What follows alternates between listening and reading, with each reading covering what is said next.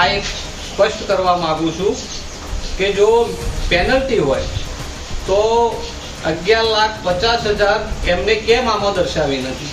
હવે રહી વાત તો જો આ પેનલ્ટી તરીકે અહીંયા દર્શાવું તો આની ઓડિટ બનાસ ડેરી કરે છે અને બનાસ ડેરીએ આવું કોઈ પેનલ્ટી એમની જોડેથી લીધેલી નથી અને બનાસ ડેરીમાં એ પકડાઈ જાય માટે એમને આ એમનો ભ્રષ્ટાચાર મિલ્ક કટકો દર્શાવ્યો છે અને પેનલ્ટી જે સાચી પેનલ્ટી માત્ર 50,000 જ આ મંડળીને આપવામાં આવી છે બનાસ ડેરી દ્વારા એ આમાં દર્શાવવામાં આ એમના દ્વારા માત્ર પશુપાલકોને ગુમરાહ કરી હાલ જે આ એમનો ભ્રષ્ટાચાર કાળો કારોબાર જે બહાર પડ્યો છે એને દબાવી દેવા માટે ખોટે ખોટા આવા ઉપજાઉ સ્ટેટમેન્ટો ઊભા કરેલા છે જેને અમે પશુપાલકો સખત શબ્દોમાં વખોડીએ છીએ. બધી પાયા વિહોણી વાત છે. આ લોકો રાજકીય સ્ટન્ટ છે અને એ બધા કોંગ્રેસી છે. એના લીધે જસુભાઈ પોતે તો કોંગ્રેસનો મહામંત્રી છે. એના માટે આ સ્ટન્ટ ઊભું કરેલું છે.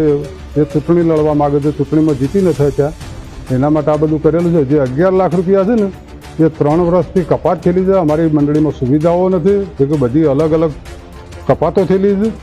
એનાથી લીધે આ બધું અને મુદ્દો બનાવ્યો છે. અમારી તમામ માહિતીથી અપડેટ રહેવા માટે જોડાયેલા રહો S9 ન્યૂઝ સાથે.